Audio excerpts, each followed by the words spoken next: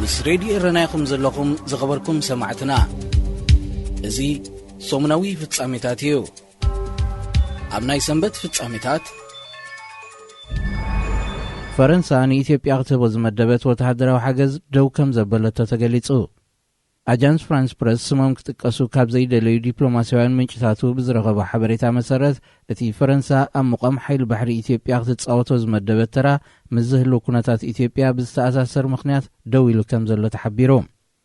ከም ዝፍለጥ ፕሬዚደንት ፈረንሳ ኢማኑኤል ማክሮን ኣብ ወርሒ መጋቢት ናይ 2019 ምስ ቀዳማይ ሚኒስትር ኢትዮጵያ አብይ አሕመድ ኣብ ዝኸተሞ ስምምዕ ፈረንሳ ናይ $100 ሚልዮን ባጀት ብምስላዕ ሓይሊ ባሕሪ ኢትዮጵያ ከተቕውምን ወተሃደራዊ ስልጠናታት ክትህብን ዝብል ይርከቦ። ድሕሪ ዝስምምዕ ወተሃደራውያን ኣዘዝቲ ኢትዮጵያ ናብ ሻርቡክ ካብ ዝርከብ ሓይሊ ባሕሪ ፈረንሳን ካልእ ወተሃደራዊ ነቑጣታትን ብምብጻሕ ተመክሮ ከም ዝቐስሙ ተገይሩ እዩ። እንተኾነ ካብ ሓያሎ ሃገራት ምዕራብ ኣብ ትግራይ ዝካየድ ዘሎ ኩናት ሰላማዊ መገዲ ኣብ ምንዳይ ኣብ ልዕሊ ፈደራላዊ መንግስቲ ኢትዮጵያ ጸቕጢ ኣብ ዝግበረሉ ዘሎ እዋን ነቲ መንግስቲ ዝወሃብ ዝኾነ ወተሃደራዊ ሓገዝ ንኩናት ንምቕጻል ምትብባዕ ከይከውን ብምባል ሰበስልጣን ፈረንሳ ተቃውሞታቶም ከስምዑ ጸኒሖም እዮም። እዚ ከምዚ ኢሉ እንከሎ ዕጡቓት ሓይልታት ሕወሓትን ግንባር ሓርነት ኦሮሞ ሸኔን ምስ ስምምዖም ትጽቢት ዝተገብረሉ ክብል መንግስቲ ኢትዮጵያ ምላሽ ሂቡ። ንነዊሕ ዓመታት ኣብ አንጻራዊ መሳርዕ ቆይሞም ሓድሕድ ክዋግኡ ዝጸንሑ ዞም ክልተ ሓይልታት ኣብ ዝሓለፈ ሰሙን ፍልያቶም ኣወጊዶም ነቲ ናይ ሓባር ጸላኢ ዝበልዎ መንግስቲ ኢትዮጵያ ክቃለስዎ ምስ ስምምዖም ብወግዒ ገሊጾም እዮም። መንግስቲ ኢትዮጵያ ንስምምዕ ዞም ክልተ ዕጡቓት ሓይልታት ብዝምልከት ኣብ ዝሃቦ መግለጺ ክጽበዮ ዝጸንሐ ከም ዝኾነን ሕወሓት ንኣሽቱ ጉጅለታት እናዓጠቐ ከም መሳርሒ ከም ዝጥቀመሎም ምግባር ዝጸንሐ ሜሉ ኢሉ። ስምምዕ ሕወሓትን ኦነግ ሸኔን ካብ ወተሃደራዊ ዝያዳ ዲፕሎማስያዊ መኽሰብ ንሕወሓት ምዃኑ ዝጠቕሱ ተንተንቲ ፖለቲካ ሃገር ሕወሓት ብህዝቢ ኦሮሞ ተቐባልነት ንምርካብ ዳ እምበር ካብቲ ብደረጃ ውዳቢኡን ሓይሉን ብዝተዓጻጸፈ ዝንእሱ ሓይሊ ካልእ ጥቕሚ ክህልዎ ኣይክእልን ክብሉ ይገልጽዎ። መራሒ ዕጡቕ ሓይሊ ሸኔ ኣብ ፖለቲካ ቀዋሚ መሓዛ ወይ ቀዋሚ ጸላኢ የለን ብምባል ኣብ ልዕሊ ሕወሓት ዝነበሮ ራእያ ለውጢ ከም ዝገበረ ንኣህጉራውያን ማዕከናት ዜና ቃሉ ሂቡ።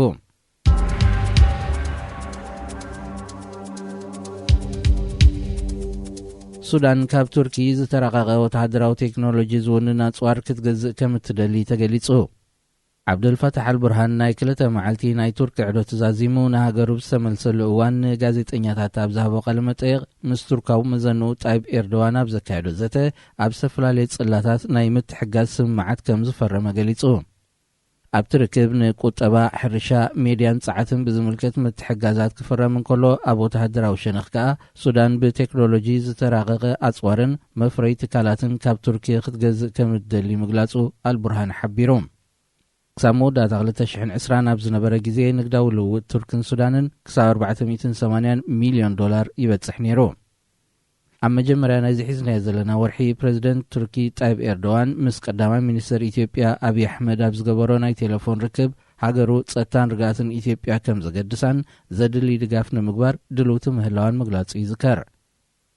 ብኻልእ ወገን ናብቲ ሱዳንን ኢትዮጵያን ዘሰሓሕበን ዘሎ ከባቢታት ዶባት ሓንቲ ናይ ስለያ ሰብ ኣልቦ ነፋሪት ኢትዮጵያ ብሰራዊት ሱዳን ተሃሪማ ከም ዝተሓምሸሸት ተገሊጹ። ወተሃደራውያን ምንጭታት ሱዳን ኣብ ዘርግሕዎ ሓበሬታ ኣብቲ ዘከራኽር ዘሎ ከባቢታት ኣልፋሽጋ ክትዝንቢ ዝተረኽበት ሰብ ኣልቦ በራሪት ክለኣየር ሱዳን ትሒሳብ ምእታዋ ከም ዝተሃርመታ መልኪቶም። ነዚ ብስሞም ክገልጹ ዘይደለዩ ወተሃደራውያን ሓለፍቲ ሱዳን ዝተዋህበ ሓበሬታ ካብ መንግስቲ ሱዳን ይኹን መንግስቲ ኢትዮጵያ ዛጊት ዝተዋህበ ወግዓዊ መግለጺ የለን። ምስ ሬድዮ ረናይኹም ዘለኹም ዝኸበርኩም ሰማዕትና እዚ ሶሙናዊ ፍጻሜታት እዩ። ኣብ ናይ ሶኒ ፍጻሜታት ካብ ፈረንሳ ናብ ብሪጣንያ ንምእታው ካብ ዝሓለኑ ስደተኛታት ዝተፈላለየ ሃገራት ናይ መጥሓል ሓደጋ ስለ ዘጋጥሞም ሓደ ኤርትራዊ ህይወቱ ስኢኑ።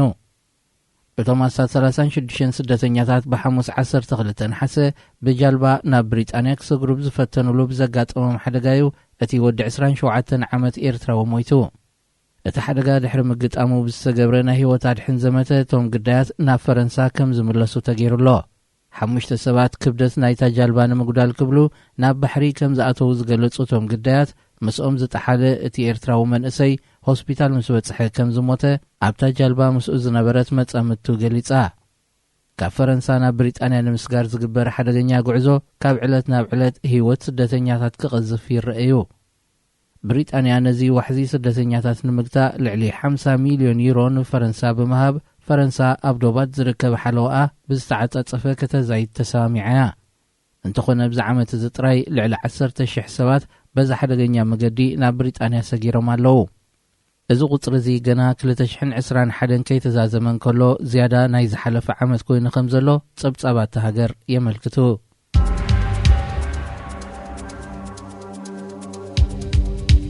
ሓይልታት ትግራይ ውድብ ሕቡራት ሃገራት ኣብ ጋሊኮማ ዓፈር ንዝተኻየደ ህልቂት ሰላማውያን ሰባት ብዝምልከት ንዘውፅኦ መግለጺ ዘለዎም ተቃውሞ ገሊጾም።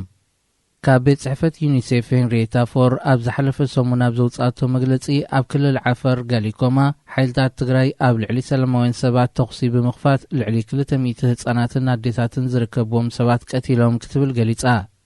እዚ ብዩኒሴፍ ዝተዋሃበ መግለጺ ነቲ ስምናን መንነትናን ንኸጥፍእ ዝሰርሕ ዘሎ ፈደራላዊ መንግስቲ ዓበ ሓገዝ ምግባር ጥራይ ዘይኮነ ካብ ሓቂ ዝረሓቐ እውን ይክብሉ እዮም ሓይልታት ትግራይ ተቃውሞኦም ዘስምዑ ዘለዉ። ንሓይልታት ትግራይ ምስ ህዝቢ ንምብኣስ ብፈደራላዊ መንግስቲ ንዝንዛሕ ጸለመታት ዩኒሴፍ መርመራ ከየካየደ ተቐቢሉ ምቅልሑ መግለጺ ክህበሉ ንጽውዕ ክብል ሕወሓት ተቃውሞ ይገልጽ። ኣብ ልዕሊ ሰላማዊ ህዝቢ ኢትዮጵያ ዝወርድ ዘሎ ጃምላዊ ህልቂትን ከበድቲ ምግሃዝ ሰብኣዊ መሰላትን ክልቲኦም ወገናት ሓድሕድ ክወቃቐሱ ይረኣዩ። ብዕለት 5 ነሓሰ ኣብ ልዕሊ ሰላማዊ ህዝቢ ዓፈር ተኽሲ ብምኽፋቱ ካብ ሞይቶም ዝበሃሉ ዘለዉ ከባቢ 200 ሰባት ልዕሊ 100 ህፃናት ከም ዝርከብዎም ዩኒሴፍ ይገልጽ።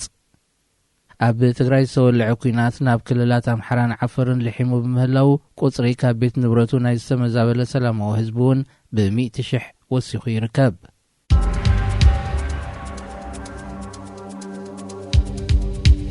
አንጻር ምክትል ፕሬዚደንት ደቡብ ሱዳን ሪክ ማቻር ዝካየድ ዘሎ ተቃውሞታት እናዓበየ ይመጽእ ከም ዘሎ ካብቲ ሃገር ዝተፈነወ ዜና መልኪቱ። እዚ ካብ ኣባላት ማቻር ዝመርሖ ሰልፊ SPLM-IO ዝቐርብ ዘሎ ተቃውሞታት ምክትሉ ሄንሪ ኦድዋር መዝነቱ ብኢደዋኒኖ ድሕሪ ምሕዳጉ ገኒኑ ይረአ ከም ዘሎ ይግለጽ። ሄንሪ ኦድዋር ከም ሚኒስተር ማዕድን ኮይኑ ኣብ ጽፍሒ መንግስቲ ደቡብ ሱዳን ከገልግል ዝጸንሐ ኮይኑ ኣብ ዝሓለፈ መዓልታት ስልጣኑ ድሕሪ ምሕዳጉ ምስቲ ኣብ SPLM-IO ጉጅለ ፈጢሩ ዘሎ ተቃውሞ ከም ዝተጸንበረ ፍሊጡሎ። ሪክ ማቻር ንሰልፊ SPLM-IO ክመርሕ ብቕዓት የብሉን ዝብል ወቀሳታት ብተደጋጋሚ ክስማዕ ጸኒሑ እዩ። እቶም ኣብ ላዕለዋይ ጽፍሕቲ ሰልፊ ዝርከቡ ፍሉይ ጉጅለ ፈጢሮም ዘለዉ ሓለፍቲ ሪክ ማቻር ብብልሽውና ቤተሰቡ ናብ ስልጣን ብምምጻእን ካልእን እዮም ዝኸስዎ። ነዚ ተቃውሞ ዝመርሕ ዘሎ ጀነራል ሲሞን ጋትወግ ንማዕከናት ዜና ብዝሃቦ ቃል እቲ ጉጅለ ላዕለዎት ሰበስልጣን ኣብ ዕለት 3 ነሓሰ ድሕሪ ዘካየዶ ናይ ስምምዕ ኣኼባ ንሪክ ማቻር ከም ወግዓዊ መራሒ ናይ SPLM-IO ከም ዘይፈልጦ ገሊጹ። ኣብ ሃገራት ምዕራብ ኣብ ስደት ዝርከቡ ብኣሽሓት ዝቝጸሩ ደቡብ ሱዳናውያን ሪክ ማቻር ምስ ፕሬዚደንት ሳልቫኪር ኣብ ዘካየዶ ስምምዓት ንረብሓ ደቡብ ሱዳናውያን ዘይወከለ እዩ። ስለዚ ነዞም ኣብያ ዘርእዩ ዘለዉ ሰበስልጣን ደገፍና ንገልጽ ክብሉ ብናይ ኢንተርኔት መራኸቢታት ኣብ ዘካየድዎ ዘለዉ ኣኼባታት ገሊጾም። ምስ ሬድዮ ኤረና ኢኹም ዘለኹም ዝኸበርኩም ሰማዕትና እዚ ሰሙናዊ ፍጻሜታት እዩ። ኣብ ናይ ሰሉስ ፍጻሜታት ሓይል ባሕሪ ኤርትራ ኣብ ልዕሊ የመናውያን ገፈፍቲ ዓሳ ብዝኸፈትዎ ተኽሲ ሓደ የመናዊ ከም ዝሞተ ማዕከናት ዜና የመን ሓቢረን። ኣኽባር አልየመኒ ብወገኑ ብዘርግሑ ሓበሬታ ካልኦት 2 ገፈፍቲ ዓሳውን ብከቢድ ቆሲሎም ኣብ ሕክምና ተዓቂቦም ከም ዘለዉ መልኪቱ። ብመሰረት ሓበሬታት ማዕከን ዜና ኣብቲ ብቐዳም 14 ነሓሰ ዘጋጠመ ፍጻሜ ኣብ ከባቢ ማያት ደሴት ሓንሽ ብጉጅለ ተጠርኒፎም ዓሳ ኣብ ልዕሊ ዝገፉ ዝነበሩ የመናውያን እዮም ሓይልታት ባሕርያ ኤርትራ ተኽሲ ከፊቶምሎም። እቲ ዓብዱልባሪ መሐመድ ዝተባህለ ገፋፍ ዓሳ ብኡንብኡ ክመውት እንከሎ ቶም 2 ካልኦት ብዝተተኮሰሎም ጥይት ዘይኮነ ብከቢድ ማህረምቲ ቆሲሎም እዮም ናብ ኣልማካ ዝተባህለ ሆስፒታል ዝተወስዱ። ብተወሳኺ ንብረቶም ኩሉ ብሓይል ባሕሪ ኤርትራ ከም ዝዓነወ ቶም ገፈፍቲ ዓሳ ገሊጾም። ክልማያት ኤርትራን የመንን ብኣህጉራዊ ቤት ፍርዲ ተዳንዩ ክነሱ ከምዚ ዓይነት ኣጋጣሚታት ብተደጋጋሚ ይረአዩ።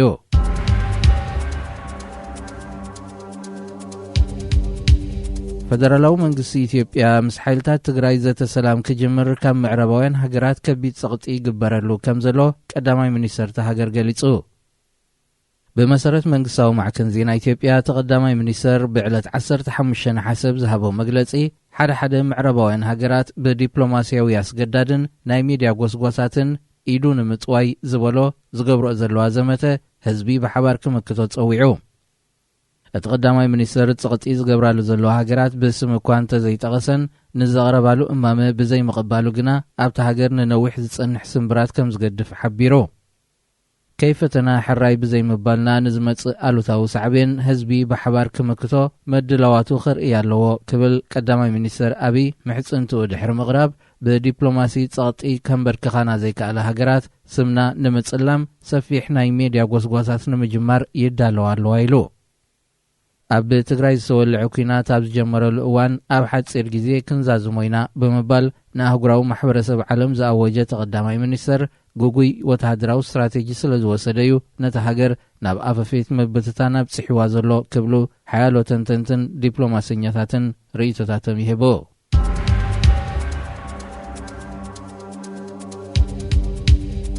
بريزيدنت سودان نبر عمر حسن البشر نباه غراو بيت فردي غبننياتات كركبيو كبلا مع كانت زينة هاجرا قالحن البشر راب دارفور فتصيمو بزبهال غبنات انصار سبعو نتزركبهم حيالو كستات اب 2009 تمسريت ومصنح زفلطيو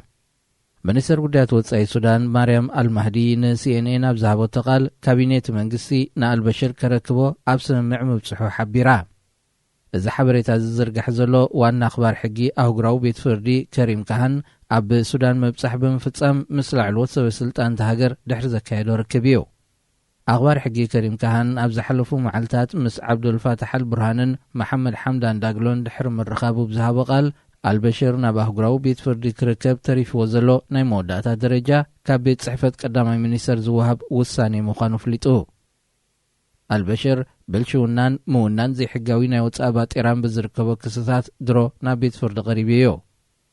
أهجراو بيت فردي غبننياتات تقريبو لزولو كسسات غنا جاملاو هلكيت غبنات كويناتن غبنات انصار سب أو نتن زبلو عبيت غبنات مغانو ميفلات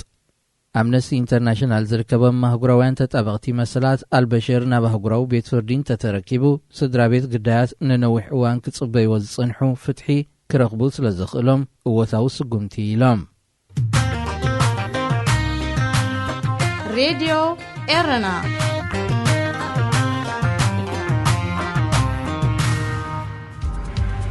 مس راديو إيرنا يخم زلكم تخبركم سمعتنا زي سومنا في التساميتاتيو أمنا يروبع في التساميتات السودان أب الفاشيغا تريف وازلو مريت بحيلي كتم لسوخت قدر ياكبل عبد الفتح البرهان قليتو لعلوت وسلطان قنصل مساجر منجس السودان زترخبلو مبل 67 عمد صنبل ممسرات سراويت هاجر اب استغايدلو البرهان بس إثيوبيا زسحبنا زلو دبو غيچت بسلاماو مگدن مفتحو غنا ات مگدي زي تنقق كوان تخونه السودان نت مريت بحيل كتملسو تگددالا خبل غليصو اتدبو مسحاب دبلوماسياو فتح كركب كنصعرينا جنكا كال أمارات خمزلو زنقعيبولون كبليو البرهان نكوينات كم أمارات زغرب زلو أبكل تشحن 10 نزوبال فاشيقا بزملكت مستي زحلف سرعات إثيوبيا ذات تجميرو 5 نبر زملكت البرهان انتغننا يشعو مرحتي إثيوبيا كاباقراو محبر سب علم كم تصم كابزغل حطوتات نمملات نتمسر حد ناقوية مخبلي خصص أبتقات أمي عبد الله حمدوك بوغنو بس إثيوبيا تصبق قربتنا خلونا دليتنايو صدر مريتنا حليفنا غنبقنا فقادنياتات يكوننا نيلو إذا غمزيلن كله عبد الفتح البرهان نابز حلف غنيات ناي ترك عدتو دحر مزامو حيدت معلتات قدامي منيستر إثيوبيا أبي أحمد وقعو عدت المفتسام ناب تركي خمرحيو اتقدامي منيستر بريزيدنت تركي طيب إردوان بزقبرلو وقعو عدميو نروبو عناب تهاجر زمرح زلو مع كانت زين عرب زهبو زلو حبريتا مسرت كلت يوم مرحتي نتي 100 عامت أغطيرو زلو زمدنا خلتين هاجراتنا مدلدال زعل مازا تخكايد يوم زبليو أبز حلف أغنيات تركي تستان رقاتن إثيوبيا خمزة قدسا مقلات أب حدوغن مس مرحتي سودان كا أبو تهدراو متحقازة تقور زمدنا اخت مسرت مس معابت غالي أمونغو سودان إثيوبيا انتفت إيرون زلو دباو مسحب بالو تاقيت صلو سقاتا الله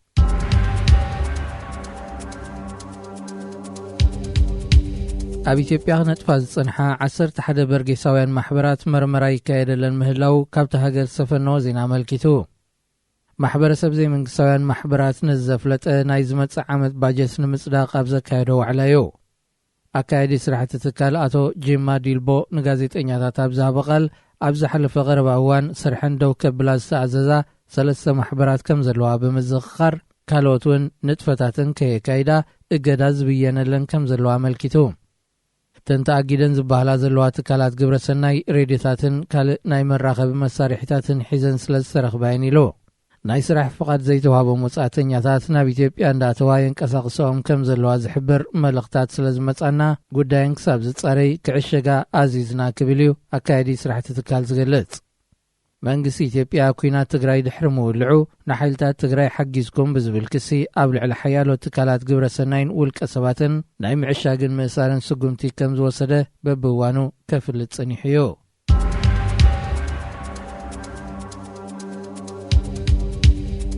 ኣብ ዝሓለፈ ሰሙን ናብ ሶማል ናይ ዝሰቐትሉ ሰላማውያን ሰባት ሓላፍነት ዝወስድ ዓቃብ ሰላም ሕብረት ኣፍሪቃ እዩ ክብል ሓደ ላዕለዋይ በዓል ስልጣን ሶማል ከሲሱ።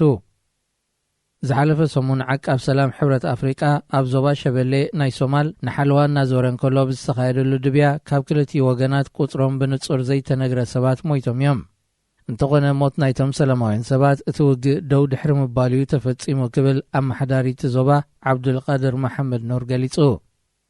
ነሱ ብዝሃቦ ቃል ኣብቲ ጋጣሚ ካብ ዝሞቱ ሰላማውያን ሰባት 5 ሓረስቶት ከም ዝርከብዎም ብምግላጽ ንገለ ካብኣቶም ብኣካል እውን ይፈልጦም ምንባሩ ሓቢሩ።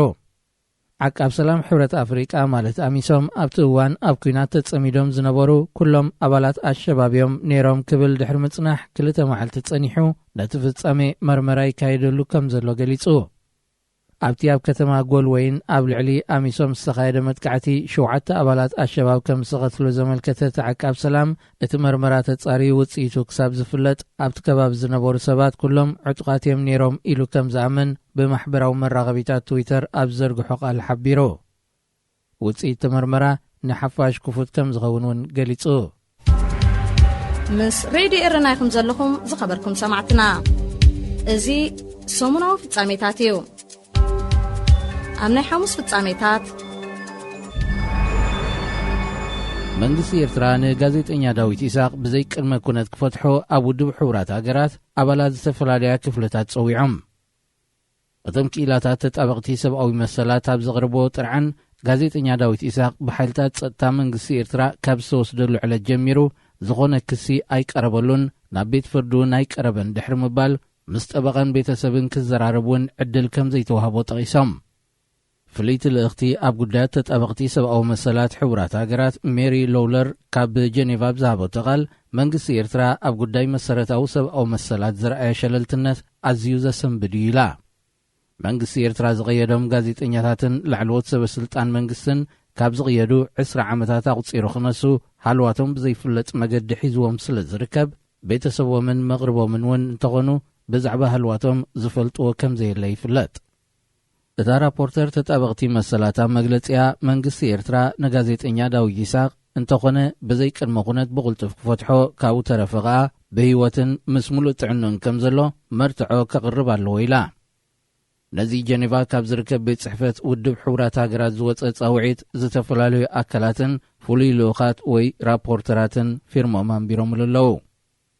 መንግስቲ ኤርትራ ፈጺሞ ዝበሃል ገበናት አንጻር ሰብኣውነት ምስዋር ዜጋታት መጮይቲ ንነዊሕ ዓመታት ብዘይ ክስም ፍርድን ምእሳር መርጋጽ ኩሉ ዓይነት መሰላት ዝኣመሰሉ ክስታት ብዝተፈላለዩ ትካላትን ኣህጉራዊ ማሕበረሰብ ዓለምን ክቐርበሉ እኳ እንተጸንሐ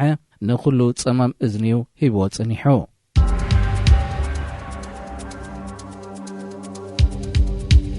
ሕቡራት ኢማራት ዓረብ ኣብ ትግራይ ህጹጽ ናይ መግቢ ረድኤት ዝውዕል ሓገዝ ልኢኻ። ኣገልግሎት ዜና ኢማራት ብዘውፅኦ ሓበሬታ መሰረት እታ ሃገር ምስ ዓለማዊ ውድብ መግቢ ማለት WFP ብምትሕብባርያ ብነፋሪት ነቲ ሓገዝ ልኢኻ። እዚ 200 ሜትሪክ ቶን ዝተገመተ ናይ መግቢ ረድኤት ነቶም ህጹጽ ሓገዝ ዘድልዮም ኣካላት ሕብረተሰብ ኣብ ዝሓፀረ ግዜ ንኽባጻሕ ዓለማዊ ውድብ መግቢ ሓላፍነት ወሲዱ ይሰርሓሉ ከም ዘሎ እቲ ኣገልግሎት ዜና ብተወሳኺ ገሊጹ። ኣምባሳደር ኢማራታት ኢትዮጵያ መሐመድ ሳልም አልራሽዲ ሃገሩ ንኩነታት ትግራይ በቅረባት ከታተሉ ከም ዘላ ብምሕባር እቲ ዝላኣኽ ዘሎ ናይ መግቢ ሓገዝ ከዓ ብፍላይ ነቶም ቀንዲ ግዳያት ዝኾኑ ህፃናት ኣዴታትን ኣረጋውያንን ብቕልጡፍ ክበፅሖም ዘለዎ እምነት ገሊጹ WFP ብወገኑ ነቲ ሓገዝ ካብ ሕቡራት ኢማራት ዓረብ ምርካቡ ዝተሰምዖ ሓጎስ ብምግላጽ ድሮ ኣዳልይዎ ምስ ዘሎ ከም ነዳድን ካልእ ቀረባትን ብምጥርናፍ ብመካይንን ካልኦት መሳለጥያታትን ብምጥቃም ናብቲ ተጠቂዑ ዘሎ ህዝቢ ከባጽሖ ምዃኑ ኣፍሊጡ ሕቡራት ኢማራት ዓረብ ነዚ ህፁፅ ናይ መግቢ ረድኤት ብነፋሪት ኣብ ዝለኣኸትሉ ቀጥታዊ በረራ ናብ ከተማ መቐለያ ተጠቒማ በተመሳሳሊ ሚኒስትሪ ጉዳያት ወጻኢ ኢማራት ኣብ ዘውፅኦ መግለጺ ሰላምን ምርግጋእን ኢትዮጵያ ንኽምለስ ኩሎም ወገናት ብረቶም ኣውሪዶም ናብ ናይ ዘተ መኣዲ ክምለሱ ጸዊዑ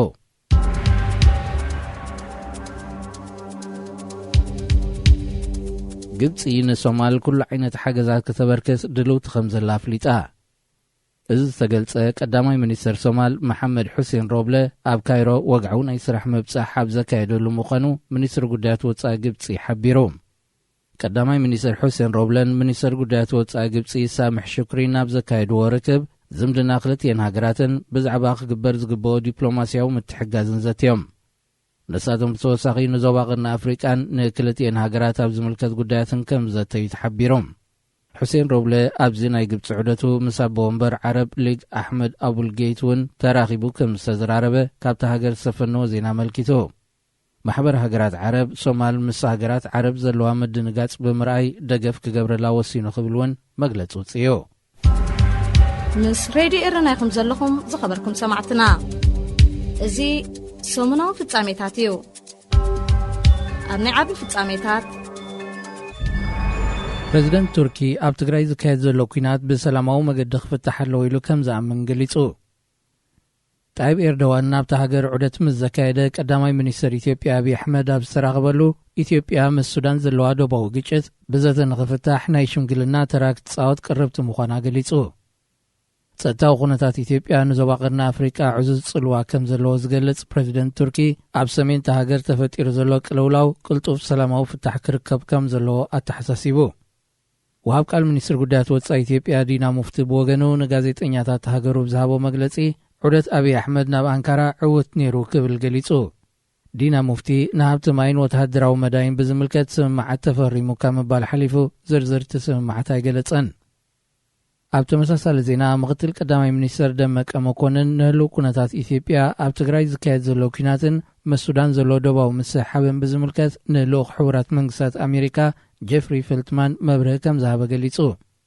ሱዳን ናብቲ ዘሰሓሕብ ዘሎ ዞባ ኣልፋሽጋ ዘይሕጋዊ ንጥፈታት ተካይዳላ ክብል እውን ከም ዝኸሰሰ ሓቢሩ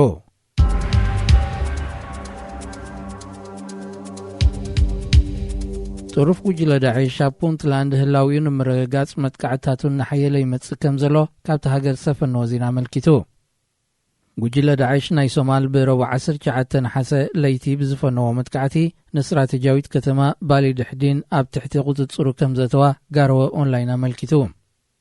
እቲ ጉጅለ ኣብ ፑንትላንድ ኣብ ልዕሊ ሰራዊት መጥቃዕቲ ኣካይዱ ከምዚ ዓይነት ዓወት ክረክብ እዚ ንፋልማይ እዋን እዩ ዳዒሽ ንፑንትላንድ ንምቁፅጻር ዘኽእሎ ባይታ ኣብ መነዳይ ንነዊሕ እዋን ፈተነታት ከካይድ ጸኒሑ እዩ ኣብቲ ጋጣሚ ኮሚሽነር ናይቲ ምሕዳር ዝኾነ መሐመድ ኣሕመድ ክቕተል እንከሎ ቁፅሮም ብልክዕ ዘይተነፀረ ሰላማውያን ሰባት ከዓ ሞይቶም ኣለዉ ኣብ ዝሓለፈ ዋርሕ ሓይልታት ጸጥታ ፑንትላንድ ናይ መጥቃዕቲ ፈተነታት ከካይዱ ንዝፈተኑ ዕጡቓት ኣሸባብን ዳዒሽን ክቕርሙን መጥቃዕትታቶም ከበርዕኑን ምጽንሖም ሰበስልጣን ሃገር ይገልጹ ብፍላይ ነቶም ካብ ወፃኢ ሃገራት መጺኦም ንኣባላት ዳዒሽ ናይ ሶማል ወተሃደራዊ ስልጠና ክህቡ ጸኒሖም ዝበልዎም ዕጡቓት ኣብ ምቕራም ዕዉት ስርሒት ከም ዝፈጸሙ ይገልጹ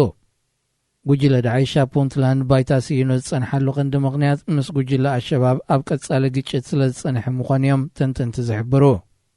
ግጭት ዞም ክልተ ጥሩፋት ጉጅለታት ንረብሓ ኣባላት ጸጥታ ፑንትላንድ ዓብ ተራዩ ተጻዊቱ